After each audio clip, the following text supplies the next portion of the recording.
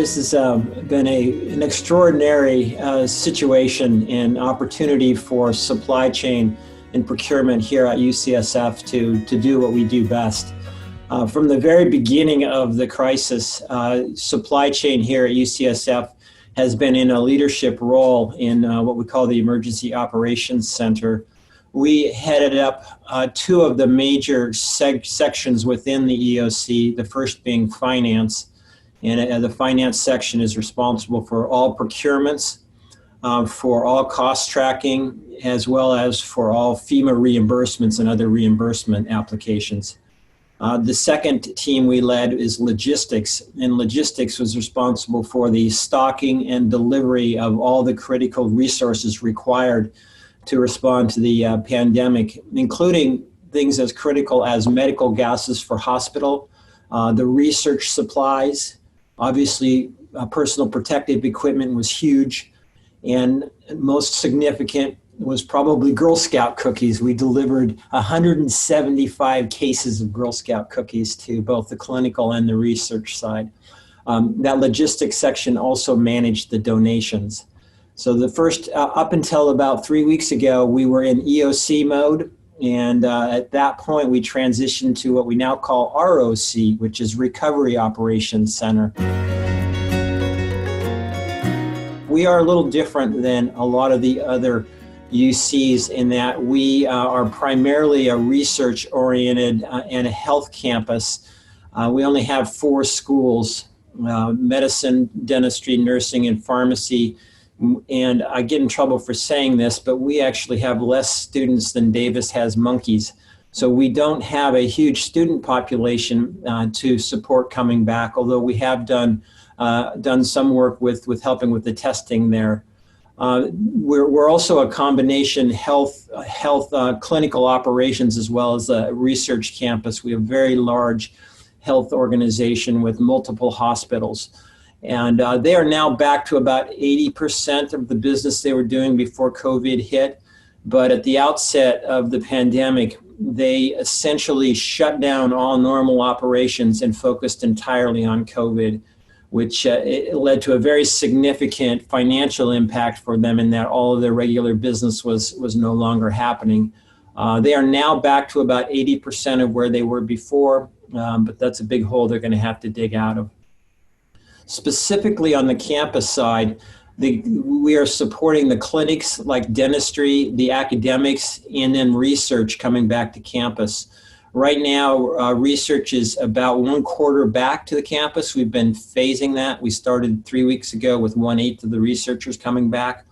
We're now at 1/4. We expect to get the full contingent of research back here on campus within the next month to 6 weeks. So that's sort of the overall strategy of return to campus for UCSF. We've frankly been stealing liberally from UC San Diego and UC Davis, who had put in place some, we thought, very good strategies. The first of those strategies is what we call We Care packages. So for all of the labs and clinics and academics coming back to campus, we are providing out of our donated inventory care packages that have personal protective equipment, gloves and masks and sanitizer. In some cases, we throw in packs of gum that were donated. So that's one of the first strategies we have is everybody coming back gets, if they request it, get a free package of personal protective equipment and related supplies. Secondly, and this we borrowed from UC San Diego, we have implemented a Bear-by internal catalog that pulls from the stock that we keep in our warehouse down at Oyster Point. Through this crisis, we've been pulling inventory from donations. We've got over 1 million pieces of PPE came in via donations.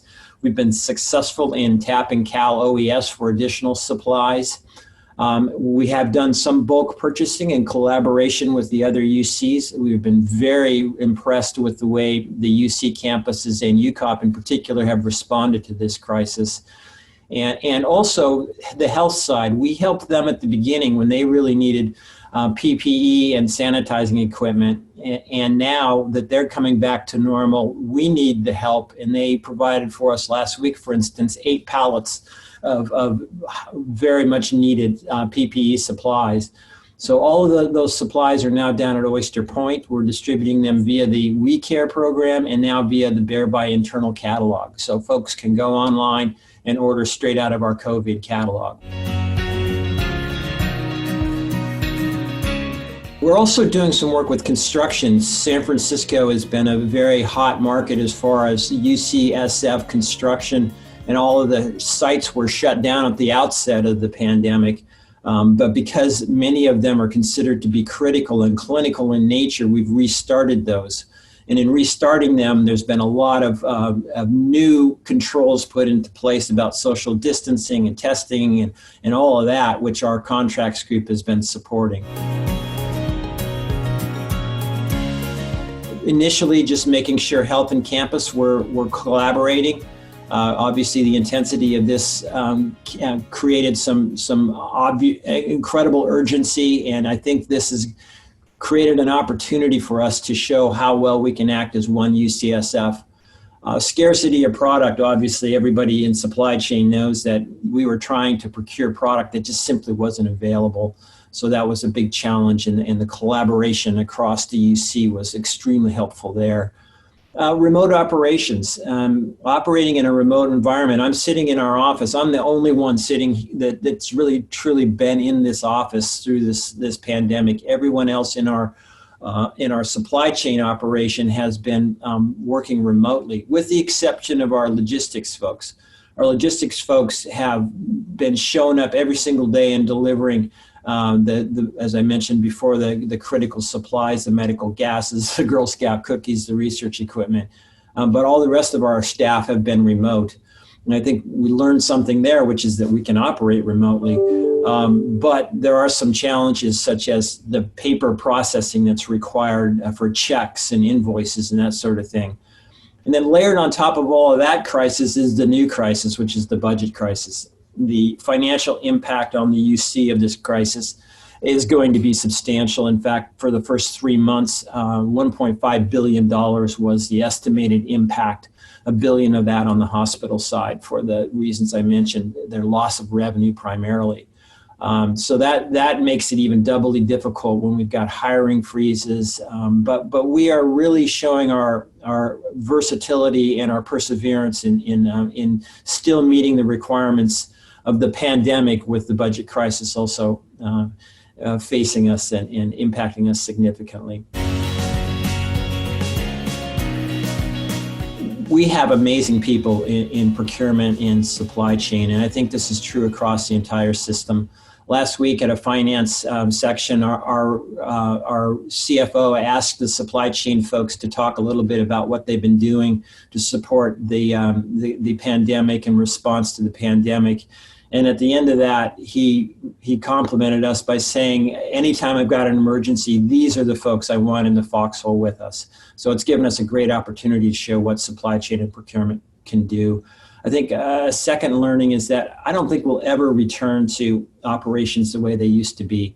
I think we should be rethinking the way we approach procurement and supply chain and taking advantage of the fact that we can operate virtually. The next point, and I'll steal from Rahm Emanuel on this, who quoted back in 2008, never waste a good crisis. We are using this budget challenge as well as the remote challenge as an opportunity for us to do things we wanted to do for years, like forcing the P2P process to be 100% electronic POs, electronic invoices, and electronic payments.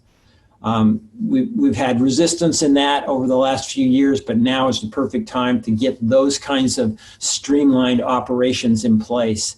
We're going to be restricting new supplier ads. We've wanted to do that for years. Now is a good time to do that. We're going to be clamping down on after the facts and payment request forms, because using this crisis as really the catalyst for fundamental change is something I think every campus should do. And I guess my last observation would be, never underestimate the power of Girl Scout cookies.